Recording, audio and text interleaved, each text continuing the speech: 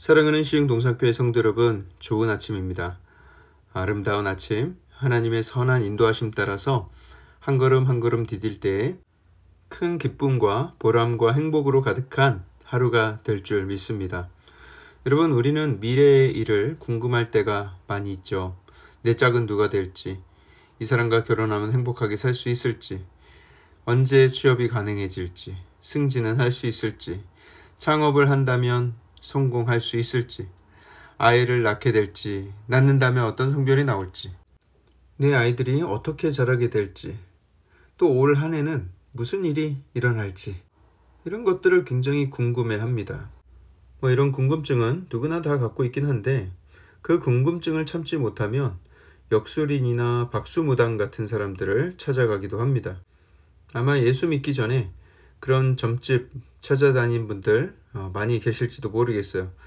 심지어 물론 우리 교회에서 들은 소문은 아닙니다만 권사님, 집사님들 중에도 점집 단골들이 있다는 소문이 들려오기도 합니다. 우리 시흥동산교회는 지금도 그렇고 앞으로도 그런 분들이 절대로 없을 줄 믿습니다. 대한민국의 한 해 운세 산업 규모가 무려 4조 원이라고 합니다. 역술인 30만 명에 무속인 15만 명, 45만 명이 정식으로 등록된 점쟁이 아니면 무당이란 소리인데, 그 말은 국민 중에 100명 중에 1명이 신접한 사람들이란 뜻입니다. 정식으로 등록된 신접한 사람들. 물론 그 중에는 사이비가 더 많겠지만 말이죠. 이 대한민국에 얼마나 마귀의 역사가 들끓고 있는지 수치로 보여주고 있는 것이죠. 운세산업 규모 4조 원이면 우리나라 영화산업보다 더 큰 수치라고 합니다. 영화를 보기 위해서 쓰는 돈보다 점 보고 굿하고 하는데 쓰는 돈이 더 많은 이 나라 대한민국의 안타까운 현실이죠. 여러분, 믿는 우리는 운세, 사주, 궁합, 손금, 관상, 타로, 굿 이런 것들이 분명한 죄라는 것을 알고 있어야 합니다. 저는 그냥 재미로 보는데요. 그것은 재미로 죄 한번 짓겠다라는 말과 같은 말입니다. 일단 그것은 하나님 말고 더러운 귀신을 의지하는 것이기 때문입니다. 하나님의 자녀들이 의지할 게 없어서 더러운 귀신을 의지하는가? 이것은 자녀들이 하나님 아버지를 굉장히 모욕적이고 수치스럽게 만드는 행동입니다. 아버지가 능력이 많지만 아버지랑 친하지 않아서 동네 백수 양아치에게 돈을 얻어 쓰는 것과 마찬가지, 아니면 어쩌면 그거보다도 더 비교할 수 없을 정도로 훨씬 더 심각한 수준의 모욕이라는 것이죠. 그리고 그런 더러운 귀신들이나 박수무당들을 찾지 말아야 할 또 다른 이유가 오늘 본문에서 나오는데요. 그럼 오늘 2022년 6월 21일 화요일 시동을 위한 메시지 지금 시작합니다. 오늘 우리에게 주시는 하나님의 말씀 사무엘상 28장 3절에서 25절의 말씀입니다. 사무엘상 28장 3절에서 25절의 말씀.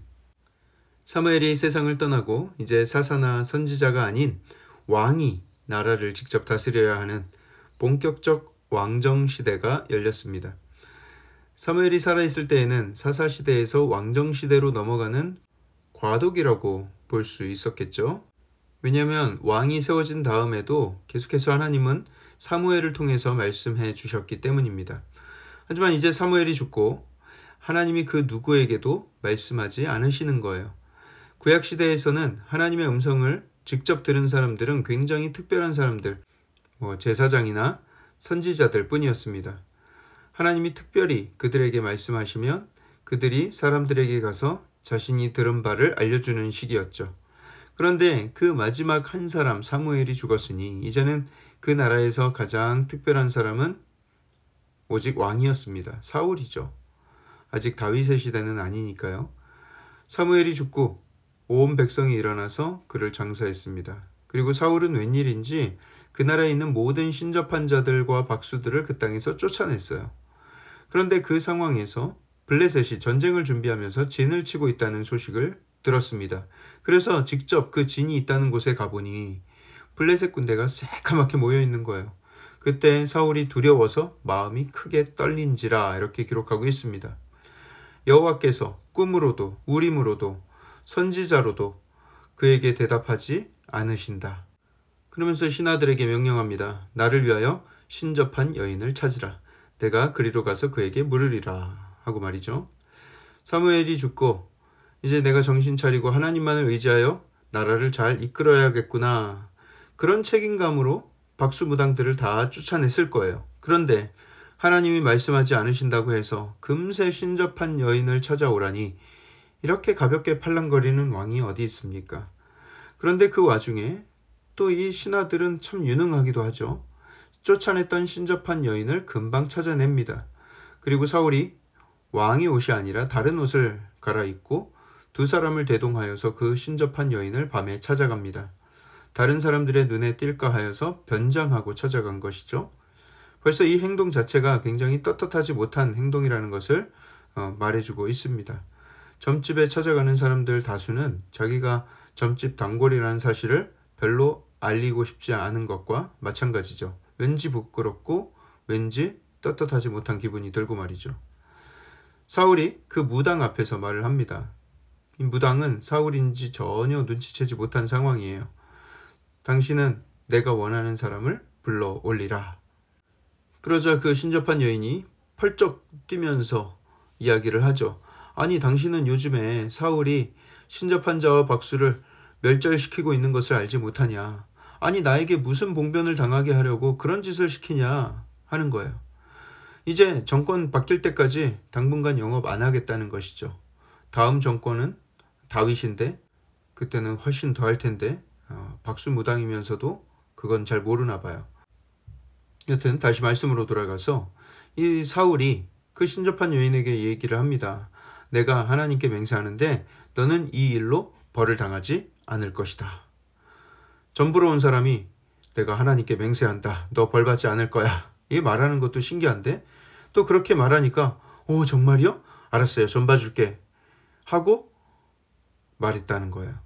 참 이 신접한 여인의 하나님을 믿는 신앙도 참 대단하지 않습니까? 여튼 이 신접한 여인이 묻습니다. 누구를 불러 올리길 원하냐?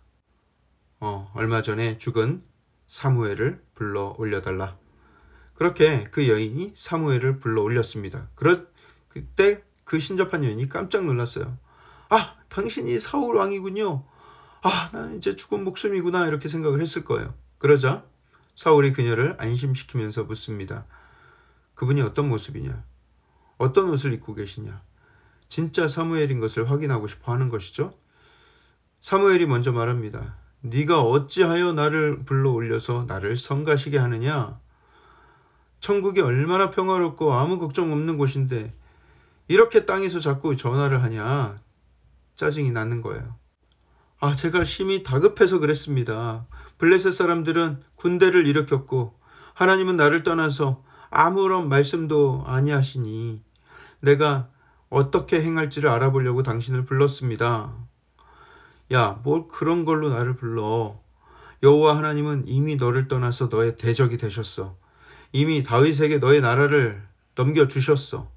너가 몇 번 순종의 기회가 있었지. 그런데 너가 불순종으로 일관했기 때문에 이런 일이 벌어진 거야. 내일 너와 너의 아들들은 블레셋 사람들의 손에 넘어가게 될 것이다. 그리고 너는 내일 나와 함께 있을 거야. 그 말은 뭐예요? 너 내일 죽을 거야 라고 말을 한 것이죠. 그 이야기를 듣고 사무엘은 완전히 엎드려졌습니다. 너무 두려운 상태, 극도의 스트레스와 두려움, 그리고 아무것도 먹지 못해서 기진한 상황까지 있었죠. 산송장 같은 모습. 그 여인이 사울을 걱정합니다. 왕에게 쫓기던 무당이 오히려 왕이 죽을까봐 걱정하는 상황이 된 거예요. 참 아이러니하죠. 그러니까 하나님 없는 인생은 결국 다 거기에서 거기입니다.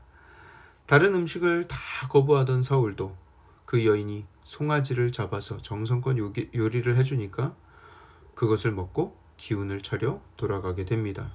역시 소고기. 네. 미래를 알게 된 것이 사울에게 약이 되었습니까? 독이 되었습니까? 하나님이 우리에게 미래를 알지 못하도록 두신 이유는 알아봐야 좋을 것이 없기 때문입니다.